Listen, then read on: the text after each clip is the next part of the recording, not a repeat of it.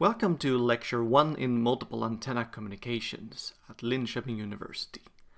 I will start this lecture by talking about the three main benefits of multiple antenna communications. And these are the beamforming gain, spatial diversity, and spatial multiplexing. And in general, this course is going to cover all of these three benefits. First, I will introduce the historical perspective, and then throughout the course, we will cover all the theory behind these three benefits as well. Let me start by talking about the phenomena of constructive and destructive interference. So let's consider one signal, square root of 2 times sine of 2 pi t. This is a sinusoidal signal, and it's normalized in such a way that if you take an integral over the square of the signal, from 0 to 1, we get 1. Let's now consider two signals of the same kind. We have a sine 2 pi t and a sine 2 pi t minus theta, where theta is a phase shift or a time delay. And if you take the integral over each of these parts, if you first square it and then take the integral from 0 to 1, then you will get 1/2 for the first part and 1/2 for the second part. So the sum of that is the same as for one signal. But when you add them up like this, and then you take the integral of the square, the result would depend on this phase difference between the two signals. So here is a result of that. If you have one signal, well, then the phase difference theta doesn't matter because it doesn't show up in this expression.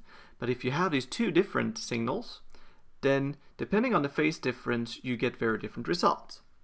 So if they are exactly aligned, then they are adding up constructively, we say. We get constructive interference, and then the integral will actually be equal to 2. And if they are minus 180 degree or plus 180 degree, then they will cancel out each other. So we get sine 2 pi t minus sine 2 pi t, and in these cases you get 0. And you have this transition in between these two different extremes. So constructive interference happens when two signals are adding up in the amplitude domain like this, and then you compute the energy of them. And destructive interference when they are cancelling out in the amplitude domain, then you get no energy left of it. And this is going to be very important in multiple antenna communications. So let's look at first when we are transmitting from one antenna. This is a so-called omni-directional transmitter, so the signal is spreading out equally in all directions. So you can view it as you having a balloon that you're blowing up, and the energy lives on the surface area of this balloon or sphere. And then since the surface area is growing as the distance or radius squared, then the received power at a particular point will decay as 1 over the distance squared. And that is illustrated here, where the color is saying how strong the signals are, and as you're moving further away, you get the weaker signals. So if this is the place where you like to receive the signal, and this is the transmitter, then it doesn't matter where on a circle here that the receiver is, it's going to receive the same signal power. So there is no directivity in this transmission. But with multiple antenna, we can achieve a directive radiation, and that is what we call a beamforming gain. So in this case, we have 6 antennas on the same location here, and we still have the same location of the receiver. And by time delaying these signals in such a way that at this point of the receiver, all of these thetas are selected such that the 6 components are adding up with constructive interference, then we get a 6 times stronger signal here. And in order to form such a beam towards this user, where we have constructive interference patterns in a particular direction towards the receiver, we of course need to know the direction towards it, more generally what kind of phase shifts theta we need. So if we are transmitting with the same total power from here, we can achieve a 6 times stronger signal at the location of this receiver. And you see that the way that is achieved is by taking away energy from many other directions. So we form a directive transmission. Before we had a yellow color everywhere, now it's down at a white level here at most places, except those going in the direction of the user, and a few other directions here that we call side lobes, while this is the main lobe or main beam. Alternatively, we can use this beamforming gain, the 6 times stronger signal, to achieve the same received power with only 1/6 of the transmitted power. And this concept of beamforming goes way back, at least 100 years. So there is a paper called the Transatlantic Radio Communication, published by Alexanderson in 1919, which is describing communication that was going on over the Atlantic Ocean between the US and Europe during the First World War.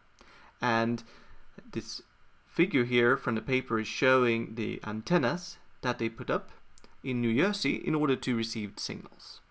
And it was all based on this constructive and destructive interference patterns. So they wanted to transmit with less power and still reach over the Atlantic. And in that case, it's about energy savings, but you can also increase your signal strength and achieve a better communication performance by using multiple antennas. So this is called the beamforming gain. The next thing I would like to talk about is multipath propagation. So when you have an antenna here that is transmitting a signal, sine 2 pi t, and we have a receiver that's going to receive it, the signal can go directly to the receiver if there is no blocking elements. And let's neglect that you usually is losing power along the way, and just say that over this direct path you get this sine 2 pi t. Then the wireless signal can also bounce off objects. So here is an object where the signal gets reflected towards the receiver, and you receive also sine 2 pi t here. We neglect any power losses along the way. And since this path is longer than the direct path, we are getting a time delay, or a phase shift theta. So the received signal is sine 2 pi t plus sine 2 pi t minus theta. And just as we saw earlier, depending on what theta is going to be, these two terms can either add up constructively or cancel it in a destructive interference manner. And this is giving rise to what is called multipath fading, that sometimes you get constructive interference and sometimes you get destructive interference. And since this multipath is created by nature, because you have in wireless communication a lot of objects around you that can reflect or scatter signals, we cannot really control these things. So we cannot make sure that this theta is going to be such that the two paths are adding up constructively. Therefore, it will, when we move around transmitters, sometimes happen that we get constructive interference and sometimes we get destructive interference. That is what we call fading. And we sort of need to live with that phenomenon, but we can combat the bad effects of it using multiple antennas. And this is called spatial diversity. This is also going back far in history. From 1959, there is a paper called Linear Diversity Combining Techniques that are describing how you can use multiple observations of a signal in order to protect yourself against both fading and noise. In particular, one option is to have multiple antennas that are spaced apart, such that they are observing independent realizations of this fading. So the thetas are different in these different cases, and therefore there is a small risk that all of these multiple observations at the different antennas are going to have a destructive interference at the same time. And in that way we can achieve more reliability. And this is called the diversity gain, or spatial diversity. Let's now talk about cellular networks. This is the way that mobile telephony systems have been built for many years. So the first networks were deployed in the late 1970s and early 1980s, but the concept goes way back. So here's a paper from 1953 about frequency economy in mobile radio bands, and from 1960, multi-area mobile telephone system. So the idea was that you are going to have a limited amount of spectrum for wireless communications, and in order to use it for mobile telephony, in a city, you wanted to divide the city into smaller areas. And nowadays we are calling these cells. And then we call a network a cellular network. So within each cell there is a fixed transmitter or receiver, what we call a base station, and then we have users that are connecting to this one. And by dividing up the network into different cells, we can control the interference between the transmissions going on in each of the cells. So earlier, this was done such that not every cell were using the same frequencies, but maybe the orange and yellow one here are using the same frequencies, while the pink one and purple one are using different ones. And in that way you can control interference, which is a type of fractional spectrum reuse, where you divide the spectrum up into different cells, such that neighboring cells are not using the same ones. And you can also control the transmit power within each cell in order to limit interference that are caused between different cells. Instead of dividing up the frequency spectrum between cells in such a way that you only are using a small fraction of all of your frequencies in a given cell, in the 1990s the idea of space division multiple access, or SDMA, is something that appeared. There is a paper here called The Performance of Enhancement of Multi-Beam Adaptive Base Station Antennas for Cellular Land Mobile Radio Systems. And here you can see a figure from that paper where the idea is that you have base stations and then you're sending directional beams towards users at different locations. So you can see here that the transmissions are to different cars because the main use case were car phones. And the idea was that you, instead of dividing the spectrum between different cells, you can reuse all of the spectrum in every cell as long as you are carrying out directional transmissions using this beamforming idea. So in addition to getting this beamforming gain that I mentioned, you're getting what is called a multiplexing gain, where multiple users within the same region can use the same frequency spectrum at the same time, as long as the transmissions are not overlapping in space. So the good thing with directing a signal is not only that you get more signal at the point of interest, but also that you get less interference at other places. The idea was to handle more users per base station, and this concept is something that is existing in 4G and 5G and also in Wi-Fi systems. Later, in 1996, the idea of point-to-point multiple input, multiple output, or MIMO, is something that appeared. So here is a figure from the paper Spatial Temporal Coding for Wireless Communications from a conference in 1996. So here the idea was that you have they call it a radio port, but it's a base station with multiple antennas. And the signals are following different paths, which are widely spaced so that they are reaching the remote unit, which is antennas on the roof of our house here, from very different directions. And this way you will be able to send more than one data stream to the same location, but via different paths.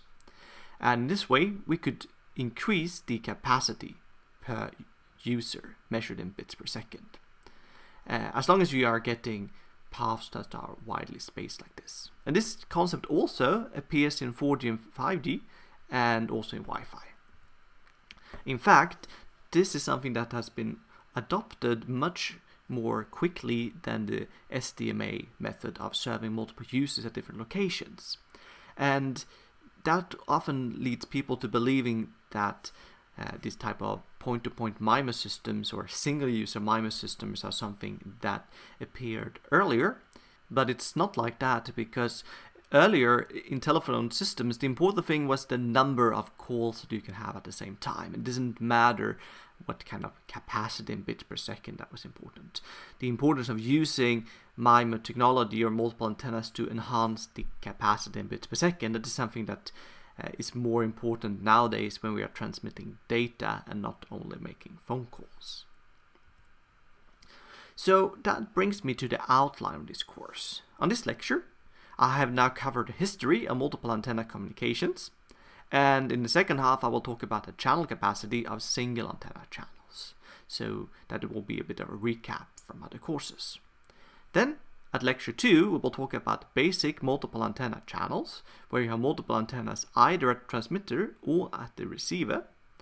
At lecture 3 we will talk about diversity and ergodic capacity, so this is things that are important over fading channels. On lecture 4 we will talk about these point-to-point MIMO channels. And all of this is based on the lecture note document, Introduction to Multiple Antenna Communications.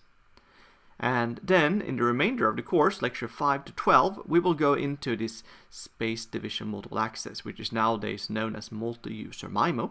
We will talk about bounds on the channel capacity, channel estimation, power control, and a lot of other important topics.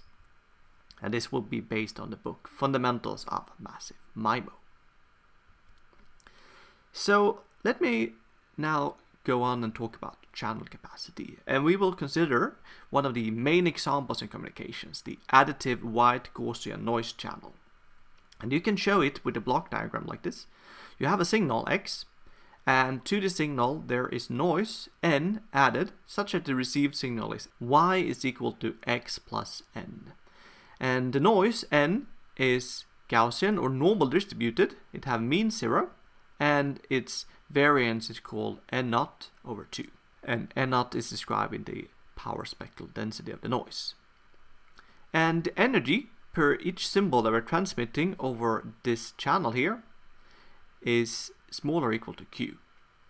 So this is the energy per symbol, and we measure it by taking X, which is going to be a random variable that describes information. We take the absolute value square of it and we compute the expectation, and that should be smaller or equal to Q. And actually in general you want it to be equal to Q, so you're using as much power as you're allowed to.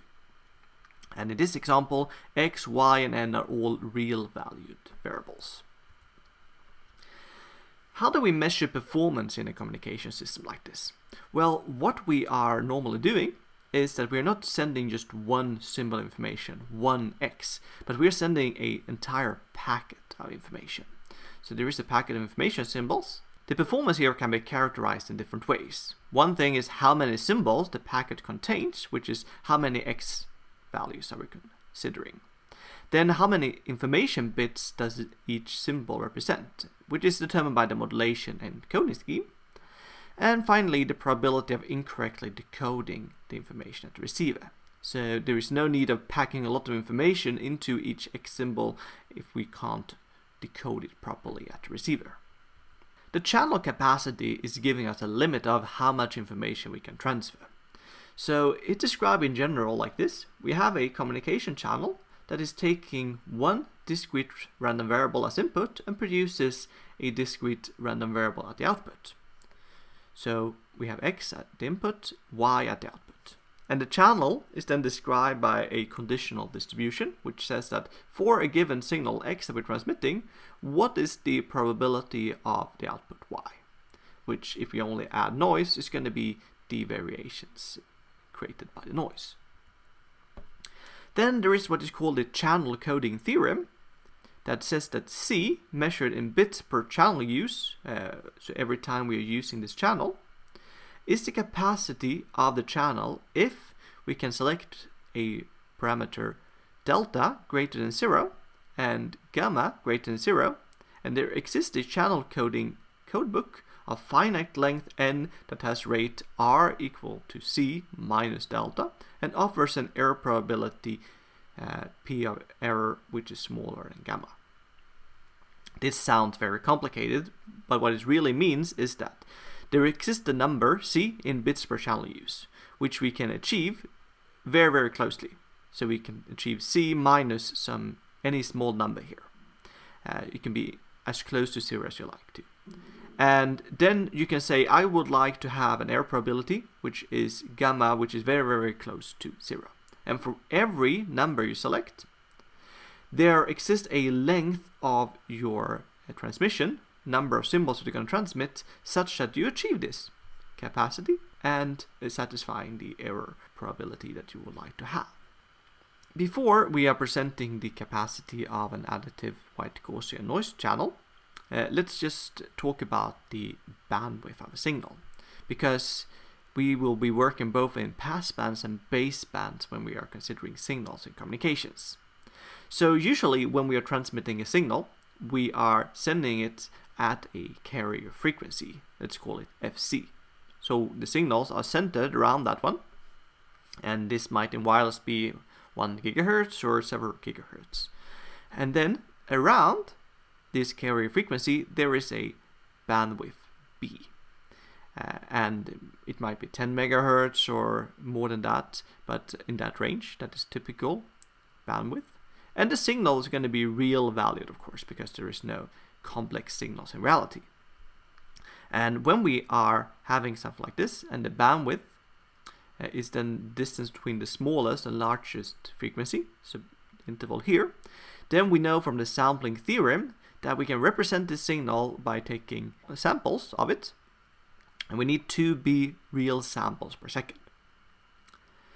And say now that we are taking this signal and we are moving it down to the baseband. So we are changing F0 to 0, and we are achieving something like this. Then, if we are considering the bandwidth of the signal, the smallest frequency is 0, and the largest one is B over 2. So this bandwidth is B over 2. And we say this is a baseband signal because it's centered around the 0 frequency.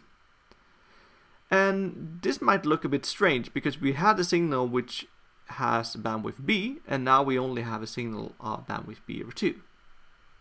But the important thing is that since this is a real valued signal in the passband, then we have something around FC, and we have also something down at negative frequencies as minus FC. And we are moving everything down to the baseband. Then we are getting a signal that is centered around the origin, but it's not symmetric, which means that this signal is complex valued. This is what we call a complex baseband representation. And now the sampling theorem is saying that we should take the bandwidth and we should sample twice as quickly. So B samples per second. But the important thing is that there are B complex valued samples per second. Why do I talk about this? Well, these samples is where the information is placed. So traditionally, when you are talking about the sampling theorem, it might be that you have a signal and you sample it, and you would like to represent that original signal. In communication, it's the other way around. You have information and you have a bandwidth, and then the sampling theorem tells you, okay, you're allowed to put your information into the samples, and you can have B samples per second, and then you can create a signal that satisfies the bandwidth requirements that you are having. So essentially, each of these complex samples is one of the X values that I were considering before. And I talked about the Gaussian and normal distribution earlier. X is zero mean, Gaussian distributed, which we denote as X being distributed as N, having zero mean and variance sigma square. And then the probability density function have this shape. It's 1 divided by square root of 2 pi sigma square, which was the variance, and then e to the power of minus x square divided by 2 sigma square. And the properties then is that here we have zero mean, and of that reason we can compute the variance like this. And if you are plotting this probability density function, it will have this classical shape, the bell shape of a normal distribution or Gaussian distribution. And as I was mentioning on the previous slide, we will consider a lot of complex valued signals. So we need to extend the Gaussian distribution to the complex domain.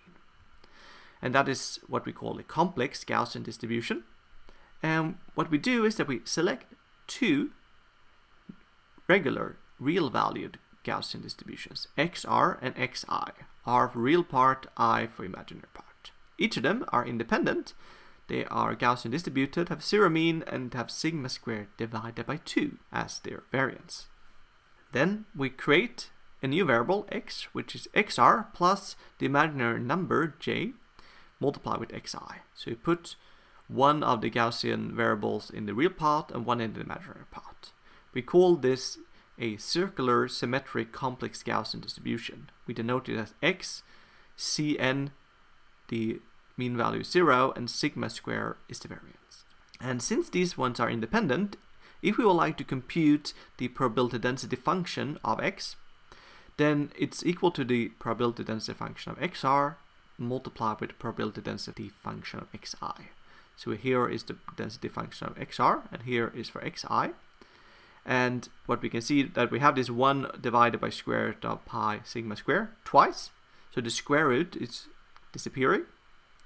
And then if we multiply these two parts together, well, we will add up the real part squared plus the imaginary part squared, which is the same thing as the absolute value square of the number x. So this is the probability density function we should consider.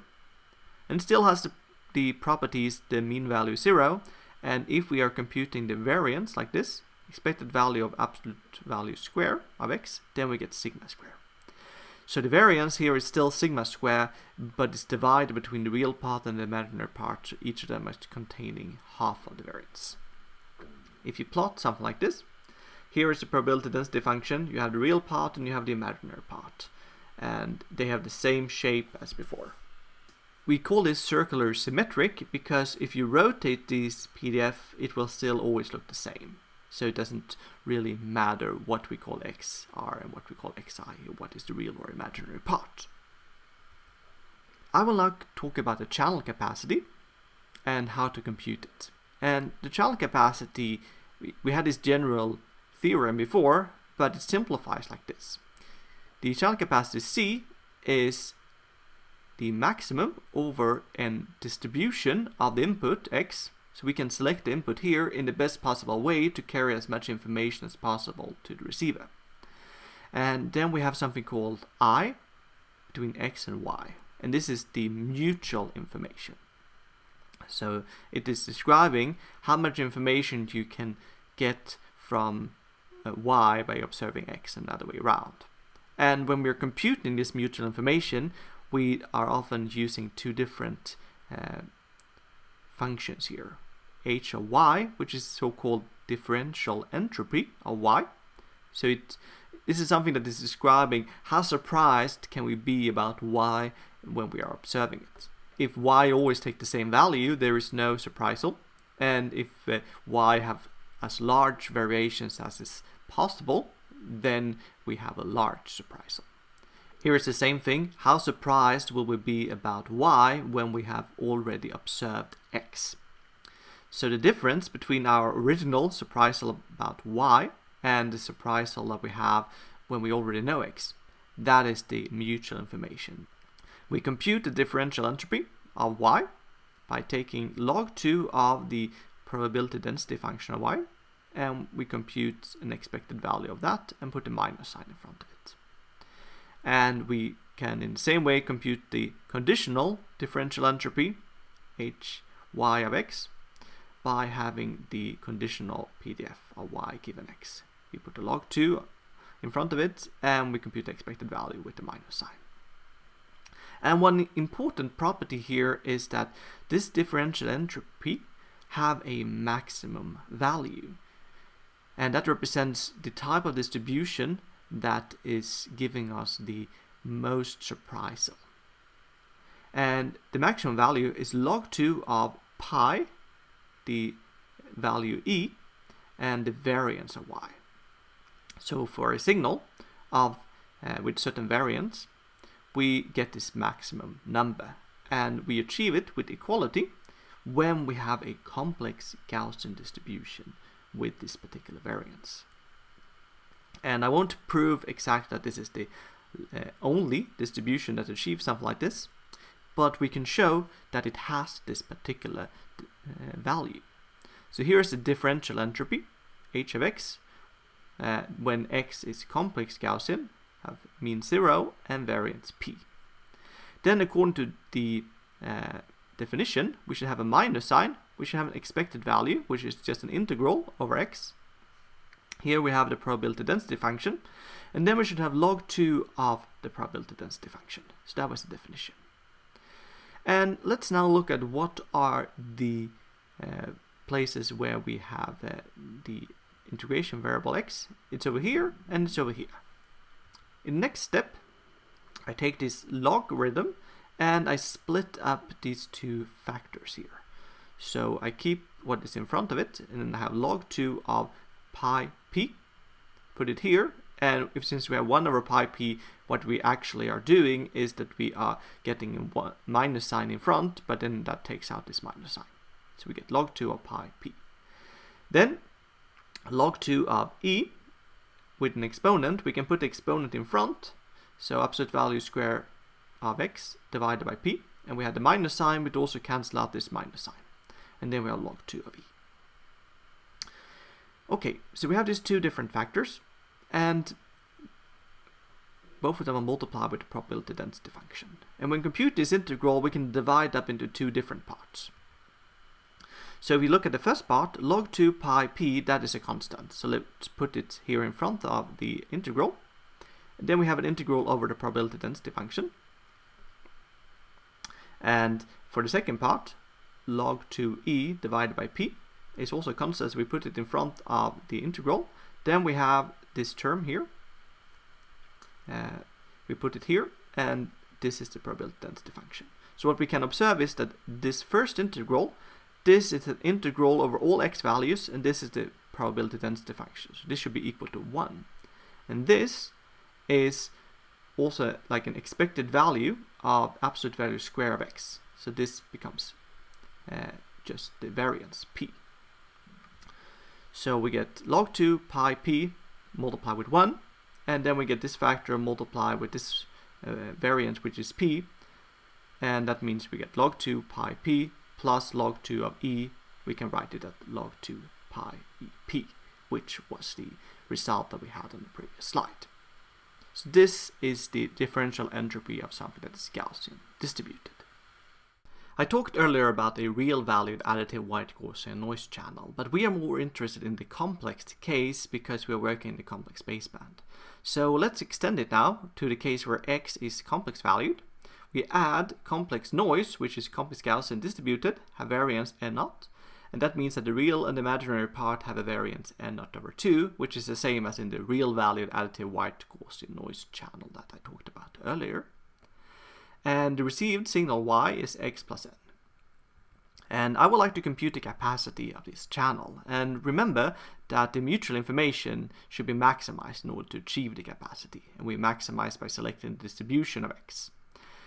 And the mutual information is this differential entropy of y minus the conditional differential entropy of y given x. And this second one we can compute directly, because when we know x, y will only be determined by the distribution of n. That is the only randomness we're having. So it's going to be conditionally distributed as complex Gaussian, have x as its mean value and n0 as its variance. And for a case like this, we know how to compute the differential entropy. It's log 2 of pi, e, and the variance, which is n0 in this case. So we know the second term. The first term, however, will depend on x, and we would like to maximize it.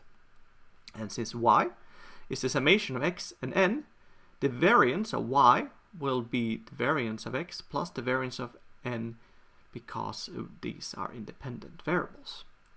And we know that for a given variance, we would like to have a Gaussian distribution. So therefore, the mutual information is maximized, or at least the first term is maximized here, when x is also complex Gaussian distribution. And we would like to use as much power we are allowed to, which is q. So h of y have an upper bound. For the case where x has a distribution, then x plus n is complex Gaussian and have the sum of the variances. And then we know that the differential entropy is log 2 of pi e times the sum of q and n0. So that is the capacity achieving distribution, or x. And then the capacity is going to be that we take the differential entropy of y and subtract the conditional differential entropy. And when we have a log minus a log, we can take the first argument and divide it with the second argument and put it inside of a log. So log 2 of this expression, which we get by seeing that pi and e are showing up in both cases, so they are cancelling out each other. Then n0 divided by n0, that becomes a 1, and q divided by n0, that gives us this signal to noise ratio. So this is the capacity. And let's now extend it to a point-to-point scalar channel, which is more realistic. So we are starting in continuous time with an additive white Gaussian noise channel, but where the channel have a response G. So that is a scaling of the received power. So we have a bandwidth B hertz, and we are transmitting power P, and the noise power spectral density is N0 in watt per hertz, while the power is measured in watts and the bandwidth in hertz. That means that to represent this additive white Gaussian noise channel in discrete time, we should take samples of it, 2B real sample per second or B complex sample per second, and it's the second one that we are considering.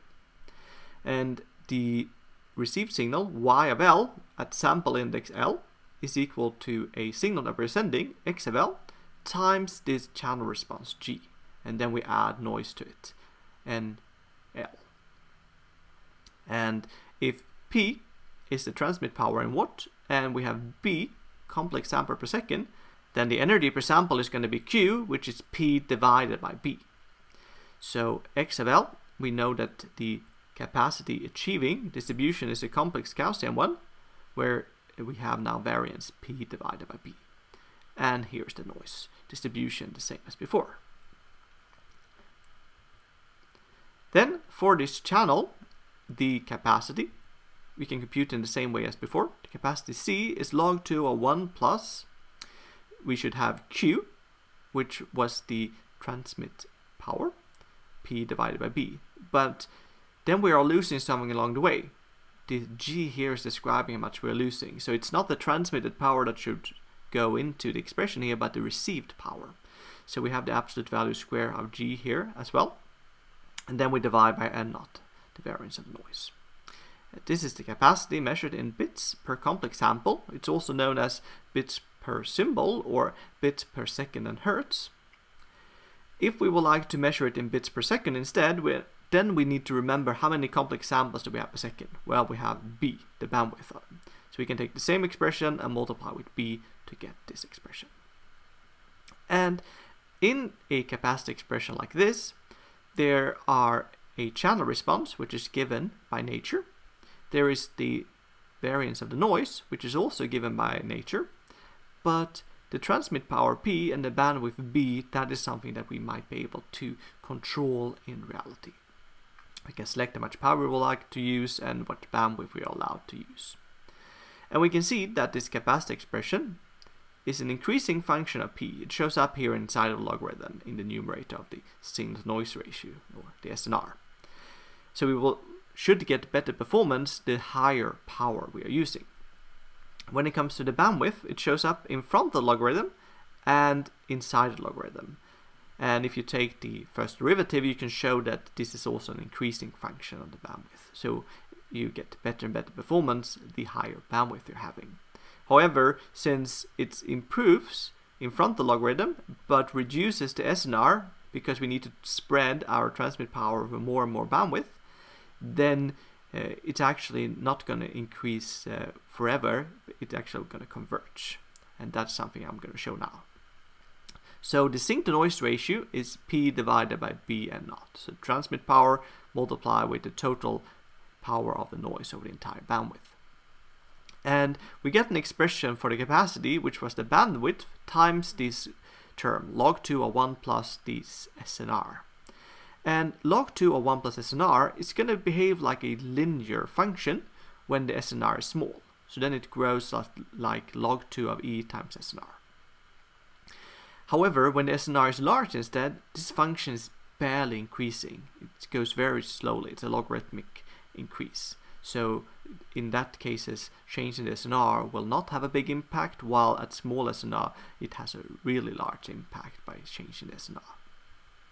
And here we will demonstrate that by keeping the power fixed, and we have set P multiplied with absolute value square of G divided by N0 to a particular value. The number here is not so important, but the actual behaviors.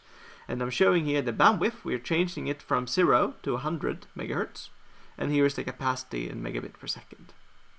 When we have just a little bit of bandwidth, then the SNR will be very large. We are in this regime where log 2 of 1 plus SNR is almost not affected by changing the SNR.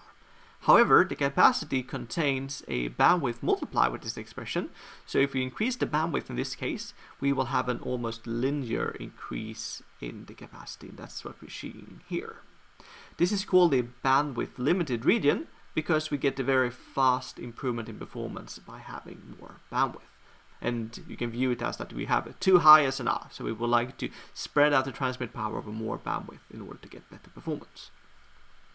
As we increase in the bandwidth, after a while we are leaving this linear growth, and then we are entering a more gradual growth, and it will eventually converge to a number which you can show is P divided by N naught times log 2 of E.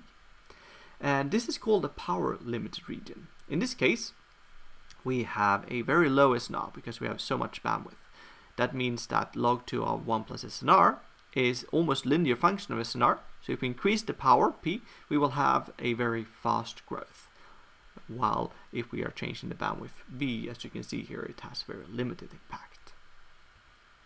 So in summary, in this video I first talked about the 3 main benefits of having multiple antennas. And we will go through them in more detail in later videos. And after that, I set the stage by considering the capacity of a point-to-point channel. We saw that it's C is equal to the bandwidth times log 2 of 1 plus the SNR.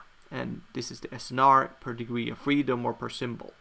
And this capacity is measured in bits per second. And we saw that at low SNR, the capacity grows almost linearly with the power P. And at high SNR, the capacitor grows linearly with the bandwidth. So that's the end of lecture 1 in multiple antenna communications.